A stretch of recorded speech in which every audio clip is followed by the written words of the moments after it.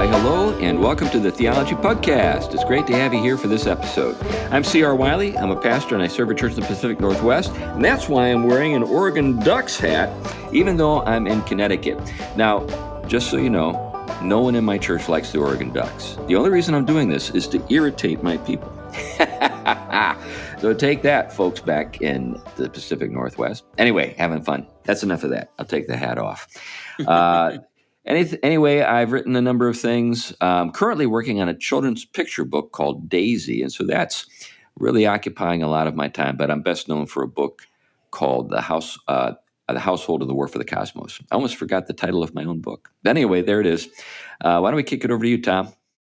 I'm Tom Price. My day job is teaching systematic theology, Christian ethics, philosophy, doing a bunch of writing, doing a bunch of reading. A lot of this stuff is coming together well. Some of the stuff just came out in some journals and things. But anyway, I'll be updating everybody soon when I get the go ahead. Let's put it that way.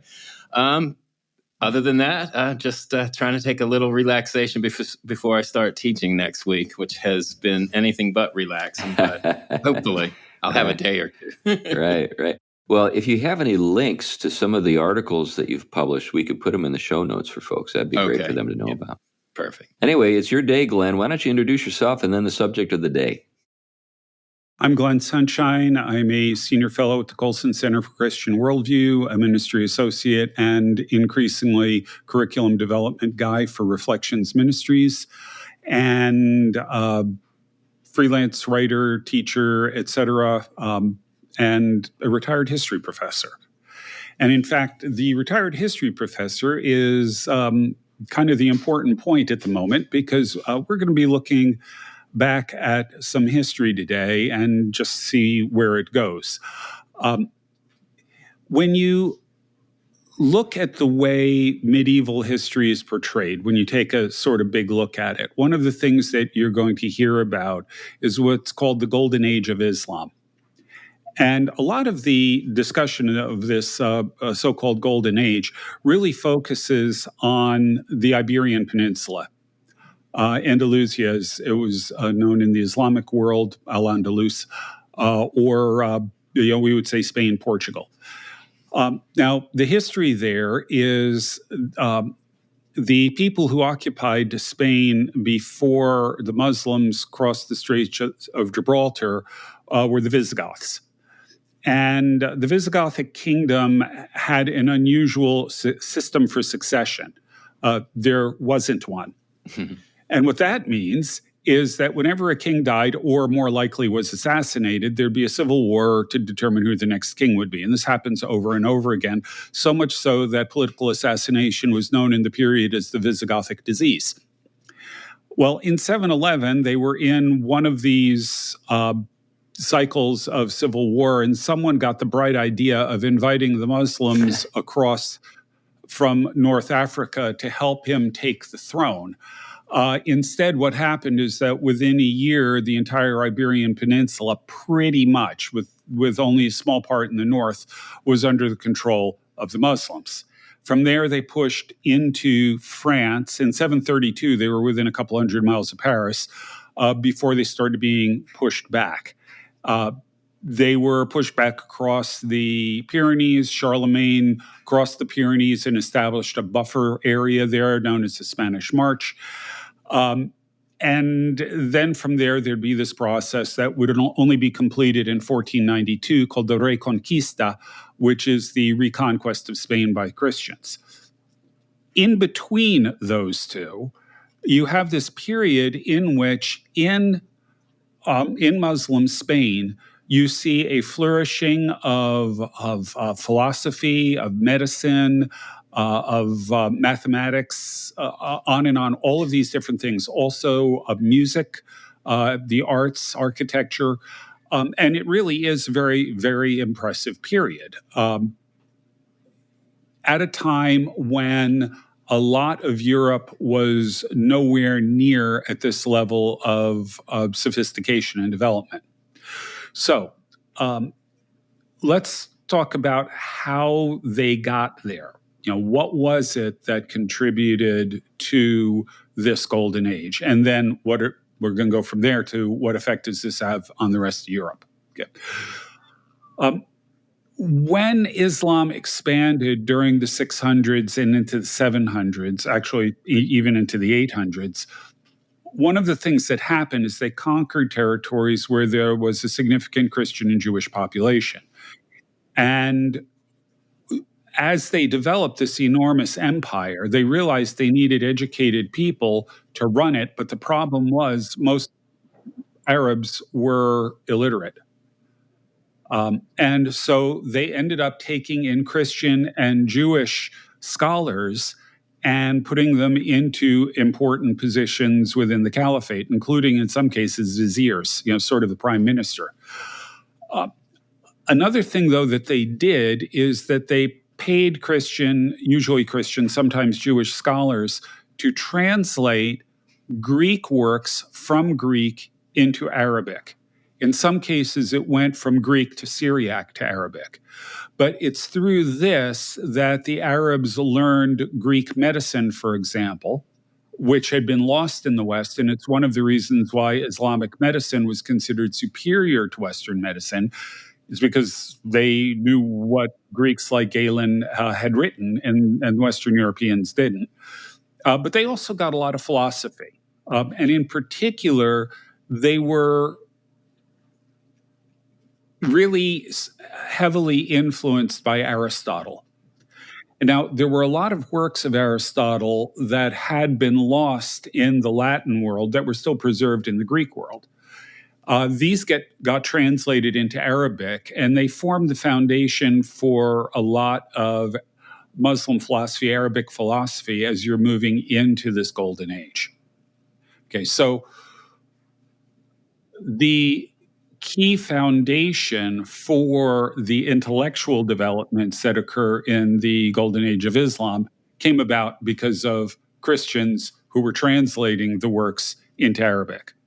An example of this would be a guy named Hunayn ibn Ishaq, who was he was a physician, but he translated a lot of Greek medical texts into Arabic, and he and his son also will be responsible for translating Aristotle. Hunayn went from Greek to Syriac to Arabic. His son went from Greek to Arabic directly. But in any event, this is part of the background, and it's really the foundation for a lot of what is going on in Spain. It might be worthwhile a little later to talk about why Aristotle fits so well into an Islamic context. Yeah. We'll see. We may get to that later. But what's important to note here is that Christian scholars in Spain. Now, one of the things that happens in Spain is you get, in many places, Christians, Jews, and Muslims are working together. Mm-hmm. Their scholars are working together. Actually, even in some Christian courts like Alfonso the Wise, who will be king of a kingdom in the 12th century, 13th century, you have Christian, Jewish, and Muslim musicians working together, producing music that is still available today. You can still get recordings of this stuff. But the scholars are all working together. And the effect of this is that Western scholars from Western Europe begin realizing, wait a minute, these guys have a whole bunch of texts that we don't have. They've got a lot of Aristotle, especially. We need to get this stuff. Yeah. So they would go to Spain and they would translate Aristotle from Arabic into Latin. Now, catch the supply lines here. You start with Greek, you go to Syriac, you go to Arabic, then you go to Latin, okay? And sometimes there are Jewish scholars involved that go from Arabic to Hebrew to Latin. Okay, so there's a lot of room for misunderstanding along the way. But what ends up happening then for Western Europe is they get a full and, essentially coherent worldview coming out of Aristotle, coming through Spain, that answers all of the big questions that philosophers in Western Europe had been wrestling with. And as a result, Aristotle becomes really, really important in Western Europe, Western European thought through the Middle Ages. So let's say a couple of things at this point, Glenn, just to help our listeners a little bit. So the first has to do with the significance of philosophy. And I think that many of our listeners, well, probably not our listeners, but maybe first-time listeners or people who maybe some of our listeners are interacting with, have a very sort of condescending attitude toward philosophy. And, you'll see jokes like, there's a meme where this kid is sharing with his father, I'm going to study philosophy. And the father says, oh, great, we just opened a philosophy factory right outside of town. You'll be able to get a job. There's that kind of, but now that contempt isn't, just contemporary. Mm-hmm. You can find it even in antiquity. But the problem is that people don't understand what philosophy helps you do. Philosophy helps you create the sort of the intellectual framework within which a civilization can emerge. And you don't have a civilization without a kind of tacit philosophy underlying it. And so it's really important to, like a foundation of a house. You don't see it. It's not like you drive down the street and say, look at that marvelous foundation over there. But everything that's on top of the foundation is only possible because of the foundation. And Aristotle has got a lot going for him. The other thing is the collaborative sort of enterprise between Christian, Muslim, and Jewish philosophers that we see in Spain, the Iberian Peninsula. Again, we live in a day when people have a hard time imagining a civil conversation between these three groups. Yeah. But there's been a long history of interaction and dialogue between these different groups at this level.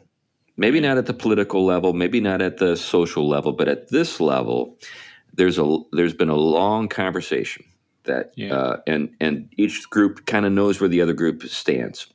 Yeah, I think another point to note is on that line, I think that was very well put, is that Christians of that period in particular had such a robust view of God and confidence in their doctrine of God that they weren't in competition with ideas.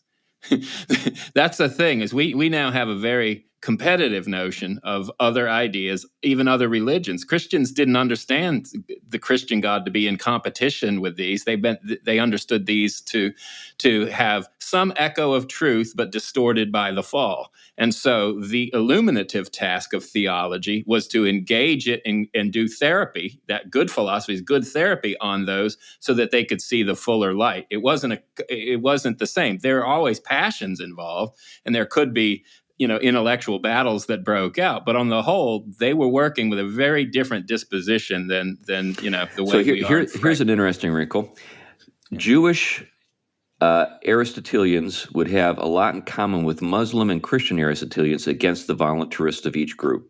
Yeah, exactly. That is a sorry. That'll be worth pursuing a little bit. Just what's interesting, Chris, you're right, and Tom, this idea that the worldview that existed in Europe, really coalescing in the 12th century, sometimes referred to as Platonic Humanism. And the idea here is that the world came from God, therefore studying the world can bring us back to God. It can help us understand God better. And so what you actually end up getting are people making arguments that we need to have direct observations of nature in order to understand it, because nature is a book written by God. You get people like Roger Bacon, who is going to argue that we need direct study of Scripture in the original languages in order to properly understand it. And that's going to set an entire agenda for theology in England that's really different from what you see in France. So you have that worldview in place, but there were still questions that they were wrestling with. And here comes Aristotle, who's got answers to them, to these questions. So the question becomes, all right, we've got a really good foundation here with this Platonic humanism. How do we integrate Aristotle into it? Mm-hmm. And what they do is they develop a methodology for doing this that technically is called scholasticism. Mm-hmm. Scholasticism isn't a philosophy or a theology; it's a method of study. Yeah. And I won't go through the details, but it's really designed in order to incorporate new material, to find ways to incorporate new material into an existing worldview.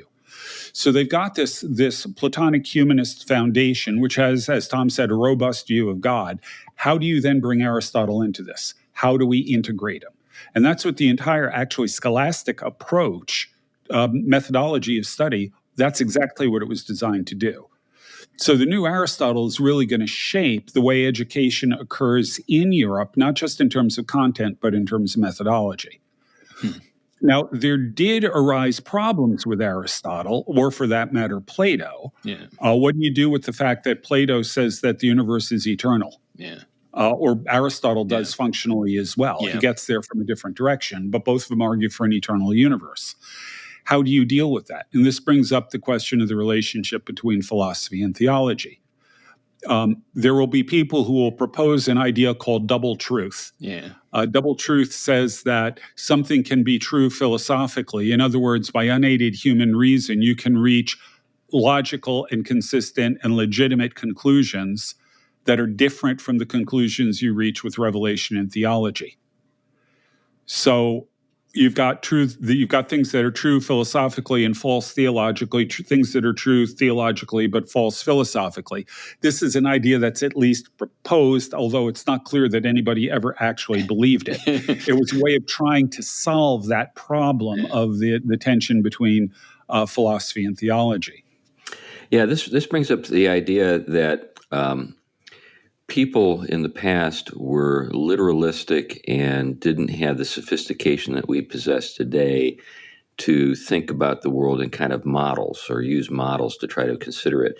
But that's absolutely absurd. Anybody who actually looks at the past knows that the ability to sort of have a mental sandbox that you're building a model in is something that's been around for a long time. In fact, that's the premise behind C.S. Lewis's book, The Discarded Image.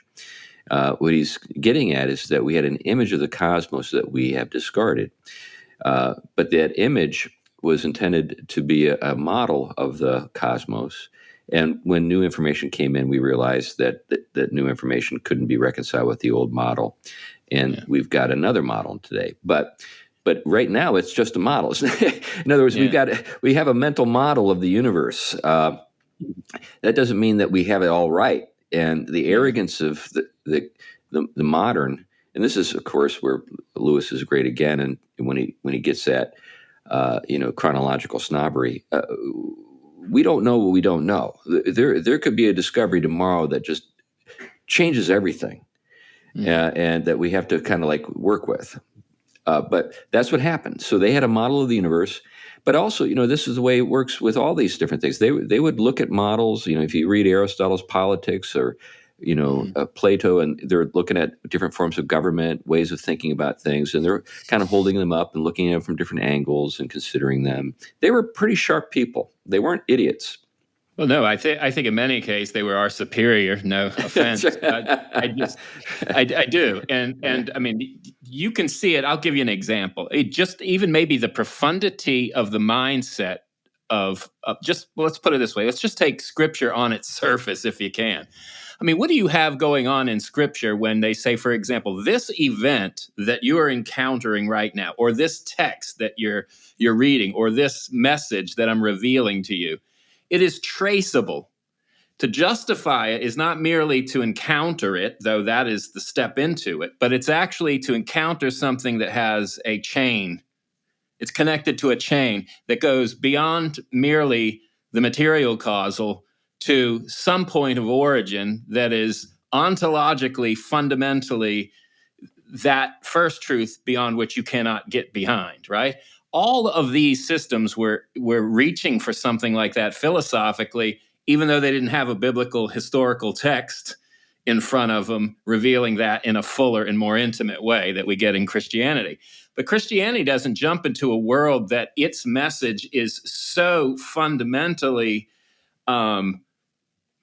disconnected from everything in creation that you can't use some of the things you're familiar with as a creature to make sense of it. I mean, that's actually what is happening. Incarnation is bringing it right into your living room, if you will, so then you can begin to realize it doesn't begin or end in your living room.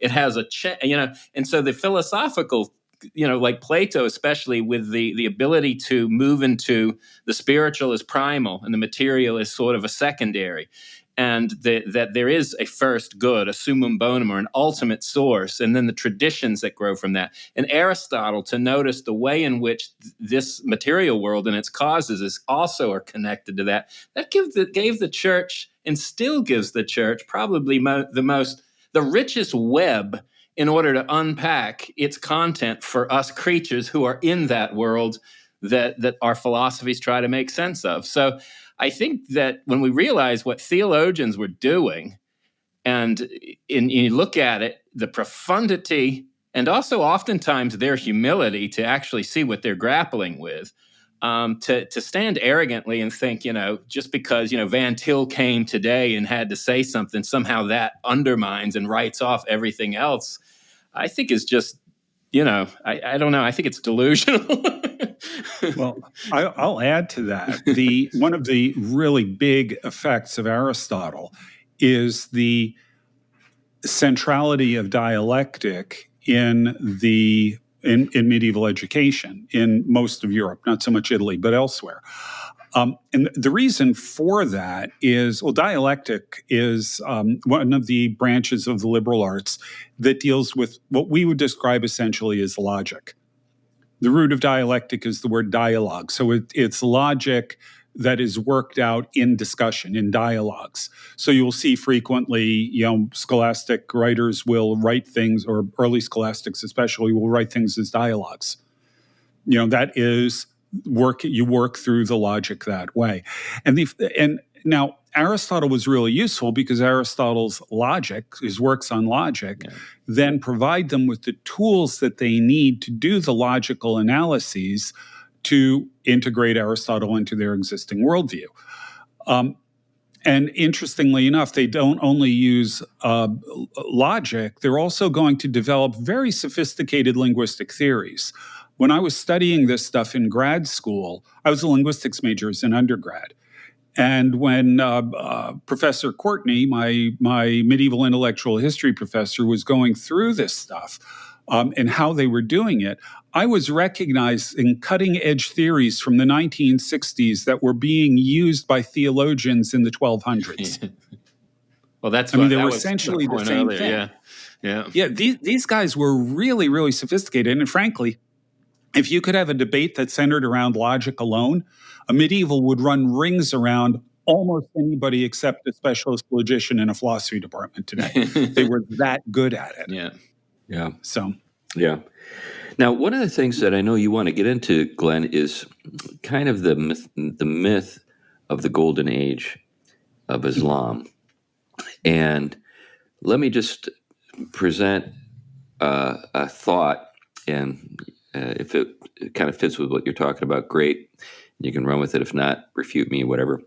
But really, what we see in that sort of high, sort of the apex or the halcyon days of the Muslim world, is an Aristotelian Islam. It's not the Islam that we're familiar with today, and I hope we can get into that, the Asherites and all of their influence. But in other words, it's a Hellenistic Islam. Right. Yeah. And by the way, I will also add that although Islam generally treated Jews much better than Christians did, it wasn't exactly a golden age for the Jews under the Caliphate either, even in Spain. There's been a lot of recent work being done that showed that there was a great deal of prejudice and legal restrictions and things like that even in supposedly open-minded and free Muslim Spain against both Jews and Christians. So we should note that this is becoming more clear with more recent research. But yeah, it's worth noting that this golden age of Islam in Spain doesn't last long. You're right in describing it as a Hellenistic Islam. That is exactly what it was. Again, the heavy influence from these translations that had come from Greek that is shaping their thought. Averroes, Avicenna, these philosophers, they're really Aristotelians of one stripe or another. What emerges out of this, though, is a backlash against Greek thought in the Islamic world. You begin seeing people arguing that no, we shouldn't use anything that might call into question any of the literal ways of reading the Quran. Now let's stop. I've heard the same argument from certain Christians. Yeah. So, as an example of this, it says in the Quran that when an epidemic disease breaks out, Allah and Allah alone determines who gets it, who lives, who dies, and so on. Thus, you cannot talk about contagion. You cannot talk about a disease spreading from one person to another because Allah and Allah alone determines who gets it. Okay. Now, Greek medicine was well aware of contagion. So what do you do with this? How do you handle this? Well, the what we could call fundamentalist Islam that begins growing and will end up taking over even in Spain forbids any discussion of this in medicine. It begins shutting down the philosophers who are working with Aristotle. All of these things really increasingly get quashed in the name of a more pure Islam. Well, what you have going on here, and we've talked about it before, but you notice a move from, well, I'll say it from the angle of Christian theology. Christian theology worked with a non-competitive relationship between primary causality and secondary. What does that mean? That God's agency isn't on the same order of being as his creation. It's actually the source and end of that creation.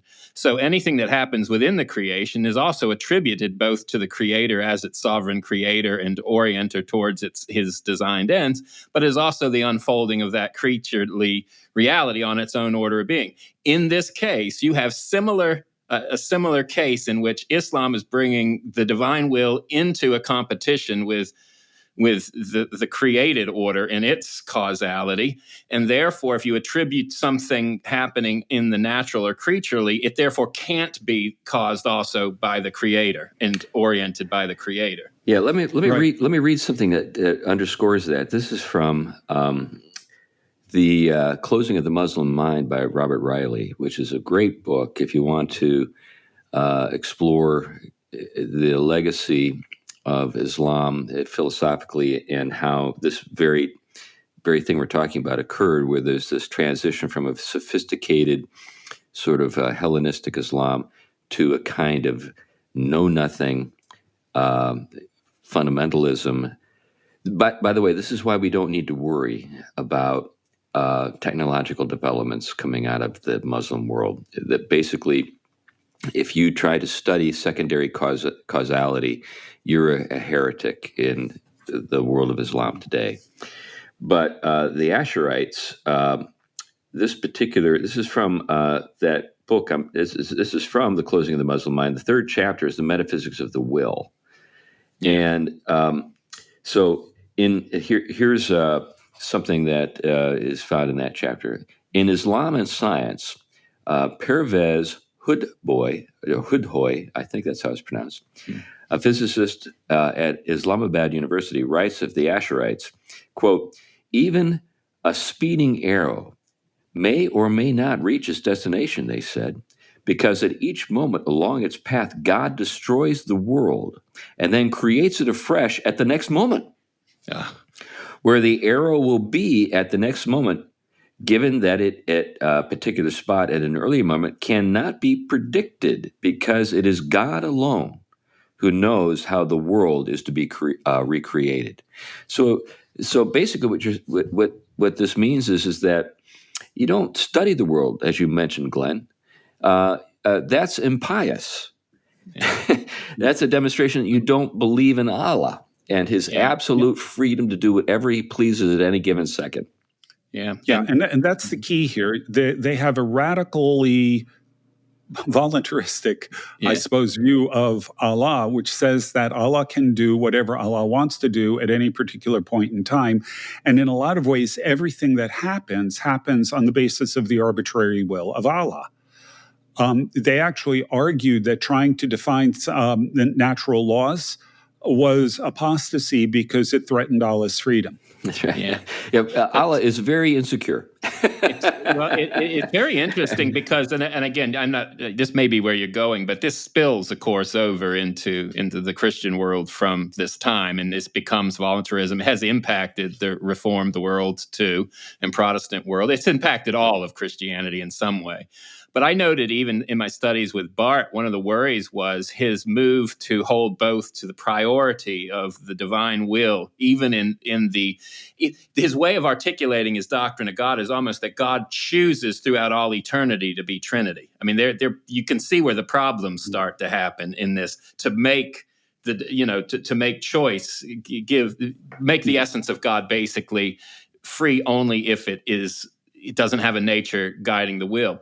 But one of the problems is you begin to develop a happening and event character of God's relationship to everything. So then you start to wonder, is creation just a continuous series of generated events? And I know Barth didn't want to go there, but I think the trouble with thinking that and trying to rip it out of the richer web that Christians worked with by developing out a fuller sense leads in this same direction, that you wonder, I mean, even just the constancy of God, if you will, it becomes a problem because it's not governed by anything other than the whim of God, which can't really be known in any way, even securely, because everything here is just an expression of that will and its relationship to things. You don't know.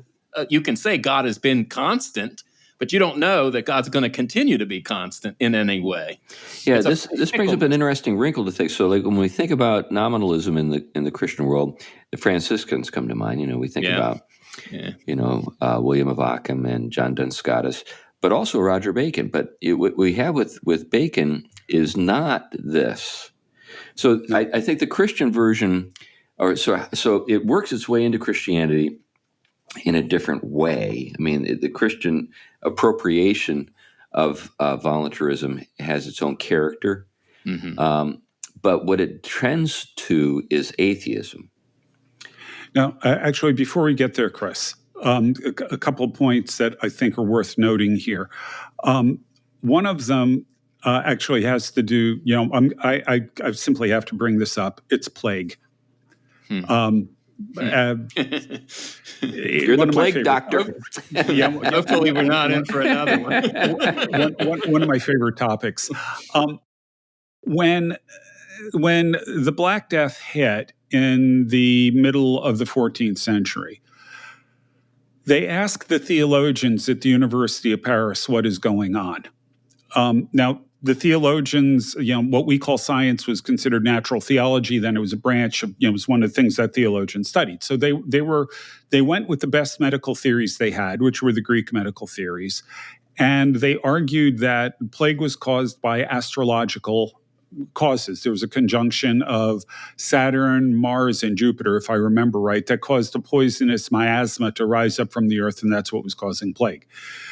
And from there, you get the idea, okay, plague's caused by bad air. Therefore, what we need to do is try to clean up the air, sweeten the air, as they put it. And that's where you get all kinds of different practices. Now, when we look at this seems kind of superstitious and silly. But what's interesting about it is that the theologians, although they recognize that God is ultimately the cause of it, they said he's working through secondary causes here. And there's a natural explanation for this. And therefore, there's something natural that we can do about it. Prayers and things like that, pilgrimages, all that's great, but there are other things we can do as well. You go a little bit south and you get into Spain. And what happens is you have a physician there, I forgot his name off the top of my head, who is trying to find ways of preventing the spread of plague. And he gets arrested and charged with apostasy for trying to thwart the will of Allah. And actually, a mob broke into the prison and lynched the guy. Wow. Probably not just for this, probably other things as well. I mean, the guy was pretty controversial. That's the difference between what you get in a fundamentalist Islam and what you get in a medieval Christendom. Yeah, I wonder how much the incarnation has to do with that. So even with like the Franciscans and nominalism, there was still a regard for the physical world and its workings. Yeah, and actually that brings up the second point, and that's Aristotle. The difference between Aristotle and Plato, the most fundamental difference between them, is on the question of universals. Okay, so you've got specific items in this world. We refer to the things in this world as particulars. Then there are the universals that unite them. And between Aristotle and Plato, one of the key debates is which one is primary. Is the universal primary or is the particular primary?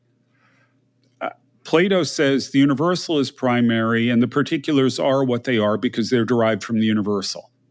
Thus, there is a universal dog, and all dogs are shadows or reflections of that universal dog. They are dogs by virtue of the fact that they are connected to this universal. Aristotle says, no, that's not right. It's the other way around. The particulars are real. And out of the particulars, we abstract, his word, we abstract a set of characteristics that define the universal. So the universal is real, but it's got a secondary existence with the particular being primary. Well, and in Plato, it's the other way around. Note the epistemological and ontological relation that's going on there, because in the one you have the first truth that governs all of the particular truths to illuminate. With Aristotle, you have starting with the particulars, but you're pointing back to their participation in a first truth as well. So they both have something of a ontology of participation that is starting to be ripped apart when you start to move away from either of them. Yeah, right. maybe a good way to put it is there's an epistemological disagreement. The method. With Aristotle, it's observation, and you kind of work your way back to the universal. Whereas with Plato, you can just sort of apprehend the universal. Yeah. The problem, of course, is that Aristotle is inconsistent with observation. Yeah. My favorite example is that he believed logically that women were essentially incomplete men. And I won't go through all the reasoning here. It's actually pretty funny. But he argued on the basis of this, therefore, that women have fewer teeth than men. Yeah, I remember you mentioned that before. Yeah, right. That's a logical conclusion based on his premise, but all he had to do was count. Right. But in any event, where you get nominalism coming in here, I think... Well, within Islam, the extremely voluntaristic nature of Allah, where there are no universal laws, it's just whatever Allah wills at the moment, that's all that there is, that's going to lend itself to a nominalist approach. Nominalism. Nominalism basically says there are only particulars, there are no universals. Whatever universals exist are simply linguistic conventions that we use for convenience, but that don't have any ontological reality. In other words, there's nothing real about the universals. No real nature that they're bound to. All that you've got are particulars. So let's stop there and just help people in our audience to see how this connects to the modern world. Transgenderism. All I need to do is say that. So if there are universals, that means that female is a real thing, male is a real thing. Now, that doesn't mean that male and female are not human. In other words, there are male and female humans. So human is the larger category. That's true. But that doesn't mean that male and female are simply social conventions, just names that we've all agreed upon. But there's a reality there. And that there is a reality that is not merely on the level of the material particularity of it, because that's where they get into, if I can adjust the material particularity, I can adjust and this is where this debate becomes very significant. But one of the things I think that you really have going on is a few steps that are really important to see how in the world you could even get this far down the line. And I think Glenn hit nicely on, once you have a voluntaristic conception of God that moves away from being the transcendent source in an ontologically distinct way from creation to a transcendent source in a ontologically continuous way with creation. In other words, when they move from the two different realities in relation to one reality plane at which God is up top and everything else has to fall in line under it, then what you have is competition between God and creation. And then again, as you say, then it becomes the will, and it's sort of arbitrariness because it's bound up with will, starts to destabilize the creation, and therefore those realities become nothing more than just God's will at the moment, if you will. But one of the things that's hard for people to get here is that I think a lot of the Christian theologians saw that it was a way of doing justice to the creature, because each particular was an expression of the divine will, which still had enough Christian to it that it was a divine loving will. And so your particularity, and this is where you see in the West a strong, heightened emphasis on my uniqueness, my individuality, right? There is a gem of truth in that, but once it becomes the center, you get the kind of full expression of where bad voluntarism and nominalism can end up. And it's univocal. In other words, if I emphasize my uniqueness and goodness, the only way I emphasize God, because God is just superior but on the same plane, as by basically underwriting that and affirming that.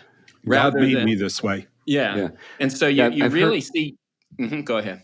Yeah, I've heard heresy described as just one truth taken to an extreme at the expense of other truths. Yeah. Now, I'd like to suggest that one of the reasons why Europe was susceptible to nominalism was because of Aristotle. Now, I'm not saying that Aristotle was a nominalist. He clearly wasn't. He believed that universals had ontological existence. But by putting his focus on the particulars, we're going to start with the particulars and we're going to abstract out the characteristics that define the universal from the particulars.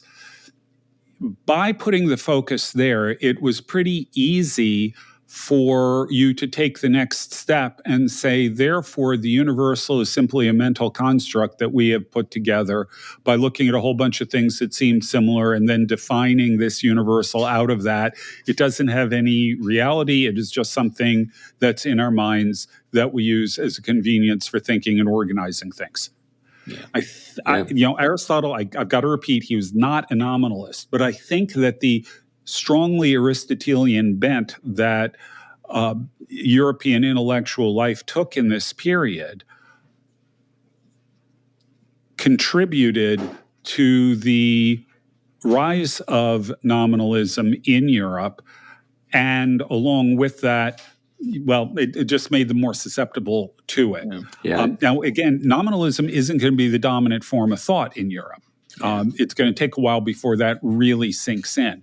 But I think at least it starts with this reduction of Aristotle's metaphysical and ontological vision. Yeah, I think you got a good point there, Glenn. I think that's a sound argument, a sound observation. I think it's definitely the hypertrophy that happens with Aristotle, even in Christianity, especially in the forms of Catholicism that the Reformation and even sort of Franciscans, in the more credible sides of Franciscan theology. I think of a figure like Bonaventure that understood both of these have to be there, and and were drawing off of the rich insights of both, the Christian Platonic and Neoplatonic tradition, along with the insights of Aristotle, but not yet going into where a hyper Aristotelian vision could risk in the Christian theological mind of basically locking God into a system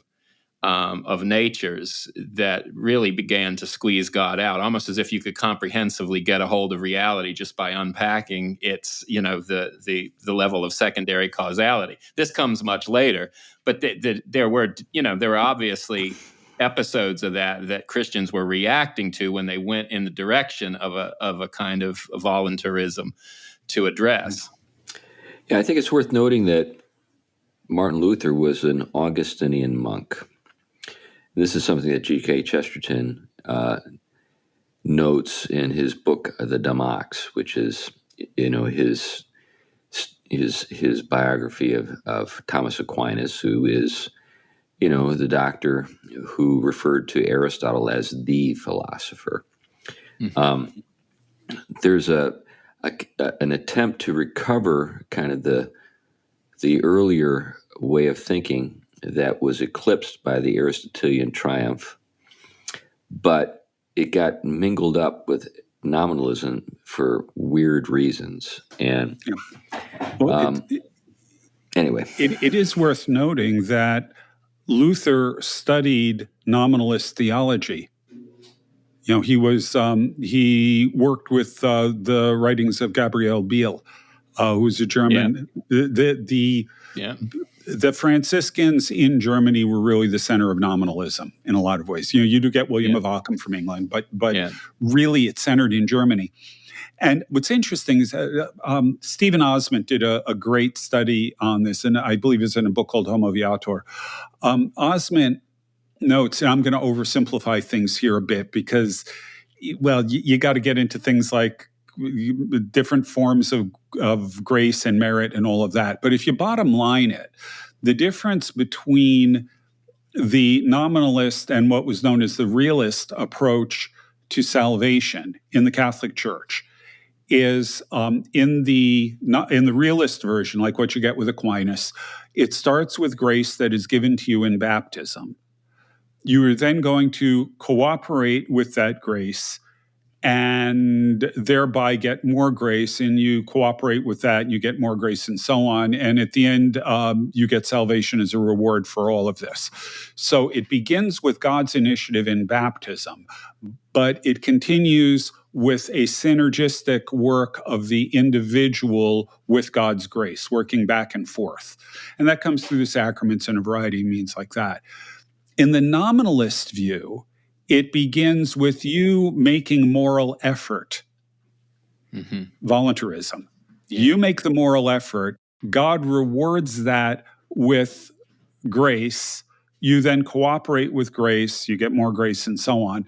And you get spit out at the end with salvation as a reward again. Luther said both of these are Pelagian or semi-Pelagian. Biel and the nominalist are full-bore Pelagians. The other is semi-Pelagian. So he's going to reject both of them in favor of a more Augustinian approach. But it's interesting that the distinction between the realist and the nominalist fundamentally goes back to this issue of voluntarism.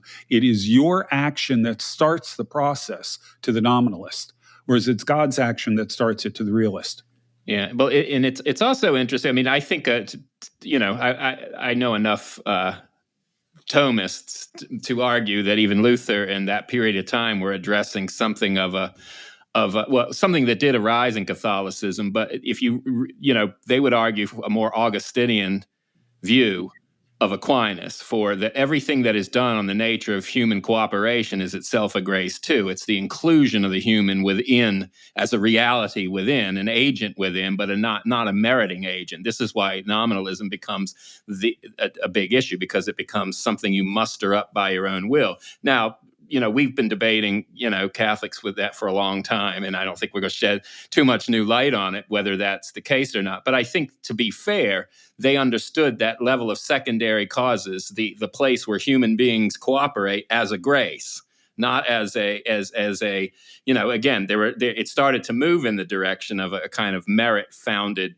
almost out of the resources of the human. But this wouldn't have been something common in earlier Christian forms of it. But I think what's interesting is sometimes Luther does draw off of his nominalist side to kind of negate. I mean, think of his argument, either God's on the horse or the human is. That kind of either or can run a risk of basically, I understand what he's saying, and rightfully understood, he's exactly correct.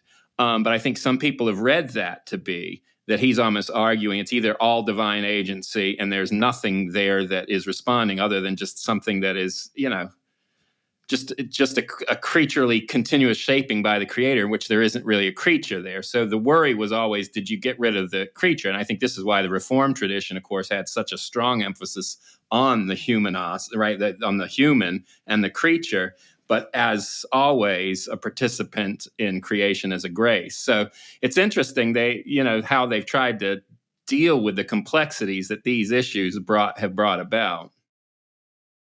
Yeah. Now, one of the things that is worth noting, I mean, Chris brought up before, does this have to do with today? Why is nominalism important today? And his word was transgenderism.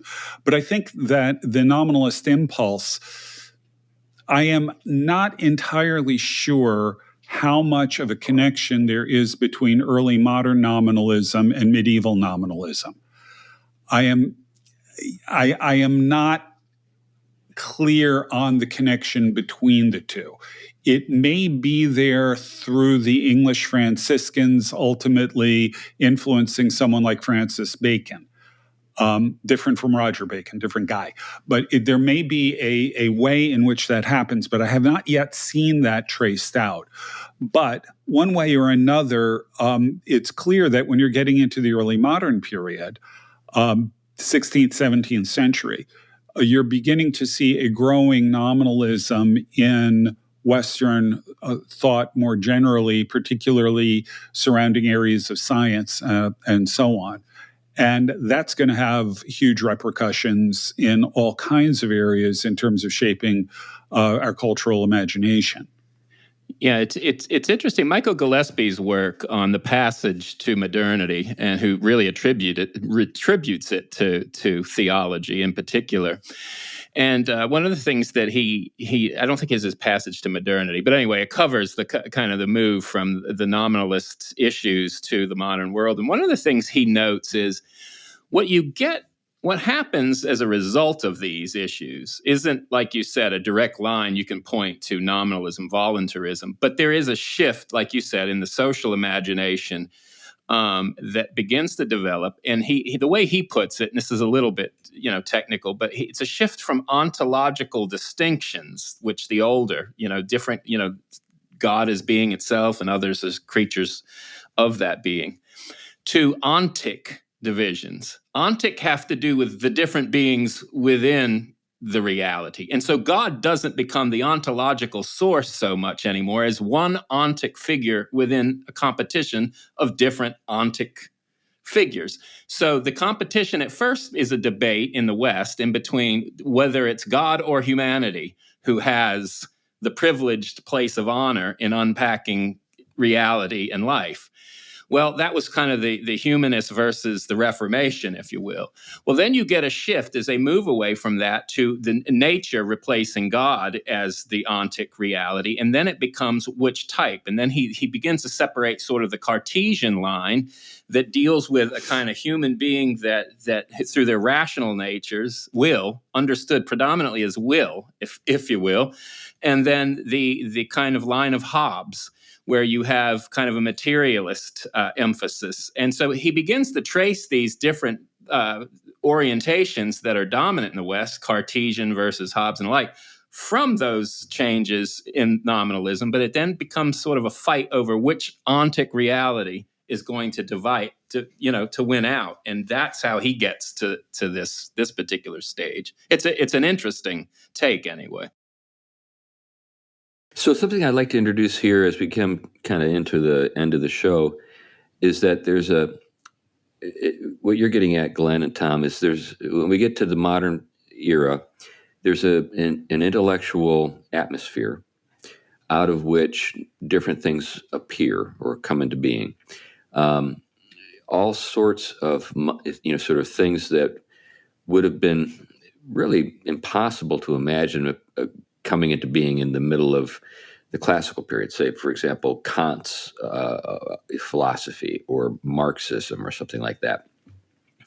And what we have in the modern period is this milieu, this atmosphere in which the nominalist, voluntarist sort of assumptions about the way the reality functions are taken for granted, and because they're taken for granted, you can develop these contemporary ideologies or philosophies. What prompted, I posted something on Facebook a few days ago about this very thing, and what inspired me to do so was there were some people who were making an argument that the Jews kind of cooked up Marxism just out of nothing, or maybe out of their own tradition, and that it wasn't something that kind of fit into the larger sort of framework of the history of Western thought, and it just struck me as kind of silly. If you're going to blame anybody, blame the Muslims or the Franciscans, because they helped to create the conditions in which Marxism could actually make sense to people. I'm getting at. Well, actually, so did Christianity. Yeah. The idea that the poor have intrinsic value. Yeah. And need to be honored. That is a Christian idea. Yeah. Well, and so, but anyway, I don't want to go too far toward sort of, creating a kind of argument against that group. But that was the basis for my statement that I made concerning the origins of voluntarism in the West. That if we go back far enough, we can see that if you're looking to blame somebody, blame the Muslims. but there are all sorts of things that have come out of it. I mean, it's not just one thing. I think Glenn's right. I mean, and Christians that absorbed that voluntarism and ran with it. I mean, there is. And again, to be fair, Scotus and Occam, they weren't all just trying to come up with a sinister heterodoxy. They were trying to address particular philosophical problems and issues, and they were seeing where certain things ended up once everyone bought into them. And again, I guess the sobering insight from this is what happens when we don't get that balancing right. And so the rigors of thinking through the metaphysical ramifications of our theology and their implications for creation really have utmost significance in what we carry on in the faith and to the future for our children. By the way, the idea of that you mentioned earlier, Tom, of the human will and the divine will being in competition. Yeah. I see that being played out in evangelicalism all the time in arguments about free will. Yes. Mm-hmm. Yeah. God wants everybody to be saved, but he can't because human will is supreme. Right. Yeah. Yeah. I mean, again, they're working, and this is a big term that comes out of those debates, off of a univocal view of will, which means God and humans both share wills, but God just happens to be the bigger one, and therefore is going to win out all the time. Yeah, another way, or has to limit itself to the other. Or another way to put it is, there's one pizza, and the more God gets, the less I have. Yeah. But here's one. I remember. I think Dave Bentley Hart put it this way. He goes, "All of us as Christians would say that every human being, every child born, is a miracle and a creation of God. It's God's will creating it." But I don't see too many Christians arguing that it isn't something that unfolds according to two people having a sexual relationship and undergoing the natural gestation. And both can be true, God willing and creating, and also there be a creaturely involvement. Yeah, that's right. That's right. It's not like you wake up one morning and there's a baby in your bed. That's right. Just by divine fiat at every willing moment. That's right. Right. Anyway, anything you want to say as we wrap up, Glenn? I mean, this was a great conversation. Thanks for bringing it up. No, I think we've hit a lot of different subjects and moved pretty far from Islam, but hopefully people see the connection. That's really the key point. Yeah, and I can't recommend that book, The Closing of the Muslim Mind by Robert Riley, strongly enough.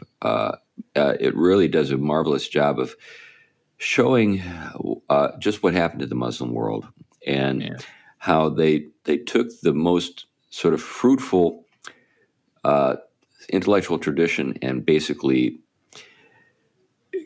condemned it within their own circles and exercised it. Yeah.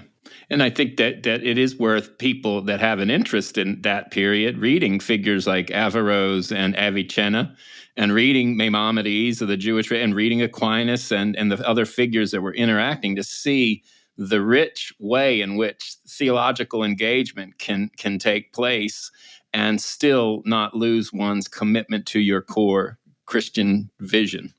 Yeah, those guys were all reading each other. Anyway, thanks a lot for getting to the end of another episode. If you've done this before, if this is your first time, let me make a pitch to you. If you've enjoyed what you've heard, there's a way to support us. We have a Patreon account, and a number of people donate to the Theology Pugcast each month.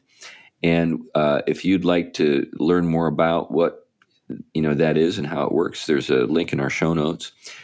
We really need people to give to the show to keep the bills paid. We don't take any money, by the way. It's not like Tom and Glenn and I are getting rich off of the Theology Podcast or something. We just need to pay some people to take care of our websites and post the shows and edit them and so forth. And we really could use some more help in that area. So please consider becoming a supporter of the Theology Podcast if you enjoy what you've heard. I guess the last thing to say is that we're getting ready for a big trip to the United Kingdom. We're going to be going to Oxford. And we have secured an interview with Michael Ward. That's going to be great. And we're looking forward to that. We're going to be doing some other things while we're there. But if you're in the UK and you'd like to, connect with us, we'll be there May 22nd through the 29th. We'll be arriving on the 22nd, and I imagine we'll need a day to recover. But then we'll be busy recording shows and going to different places and doing things. And we're still in the process of developing our itinerary. But we're going to be there in Oxford and doing a number of different things. So we'd love to connect with you if you're a person who lives in the UK. Anyway, anything else we want to say before we say goodbye? Okay, well then goodbye. Have a good week. Yeah, right.